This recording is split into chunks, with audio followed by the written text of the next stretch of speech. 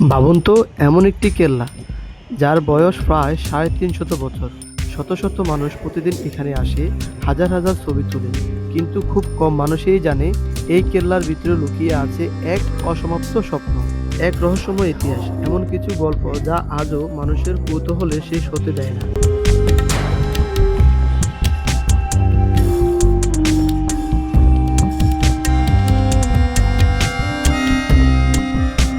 স্বাগতম। আজকের এই ভিডিওতে আমরা প্রবেশ করছি বাংলাদেশের অন্যতম ঐতিহাসিক নিদর্শন লালবাগ কেল্লা, যা পুরান ঢাকার ব্যস্ত জনজীবনের মাঝে দাঁড়িয়ে থাকা এই কেল্লার যেন এক অন্য জগতের দরজা।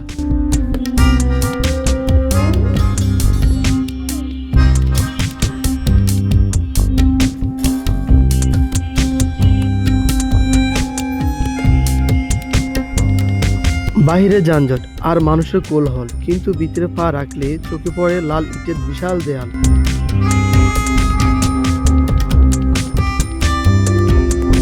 সবুজ মোড়ানো প্রাঙ্গণ আর যত্নে সাজানো রঙিন ফুলের বাগান, মনে হয় সময় যেন হঠাৎ শত বছরের পিছনে ফিরে গিয়েছিল। আজ যে ফুলের বাগানে মানুষ হাঁটে, ছবি তোলে আর প্রকৃতির সৌন্দর্য উপভোগ করে, একসময় সেই একই জায়গায় হাঁটতেন মুঘল আমলের অভিজাত্য ব্যক্তিরা। প্রতিটি পাথর, প্রতিটি দেয়াল আর প্রতিটি স্থাপনা যেন অতীতের গল্প নীরবে বলে যায়।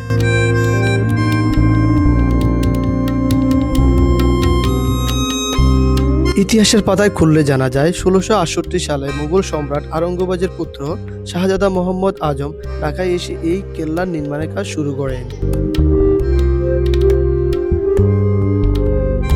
তার পরিকল্পনা ছিল এটি শুধু একটি দুর্গ নয়, বরং এটিকে রাজকীয় প্রশাসনিক কেন্দ্র হিসেবে গড়ে তোলা।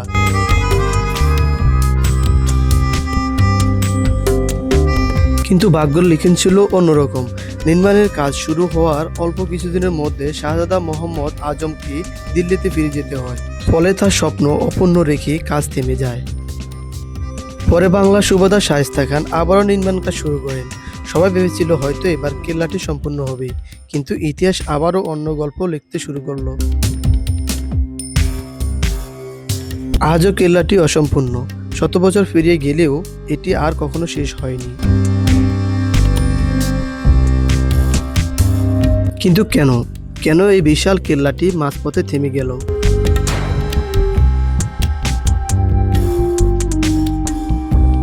এটি কি শুধু সময়ের অভাব ছিল, নাকি এর পিছনে ছিল কোনো ব্যক্তিগত সুখ, নাকি রাজনীতির পরিবর্তন, অথবা এমন কোনো রহস্য যা আজও পুরোপুরি উন্মোচিত হয়নি?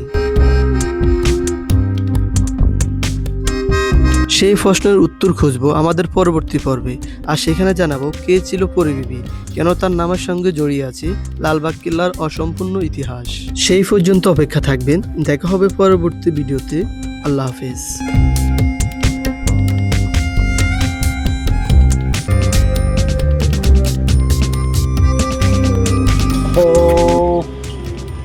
在这里有一个花园。